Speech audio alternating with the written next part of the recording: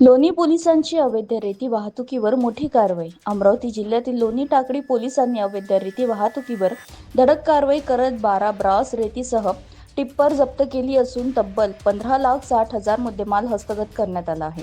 दिनांक 12 मे 2026 रोजी रात्री मिळालेल्या गोपनीय माहितीच्यानुसार लोणी व नांदगाव खंडेश्वर पोलिसांनी संयुक्त नाकाबंदी करून जबुगाव हद्दीत MH 27 BX 9386 क्रमांकाचे टिप्पर पकडला.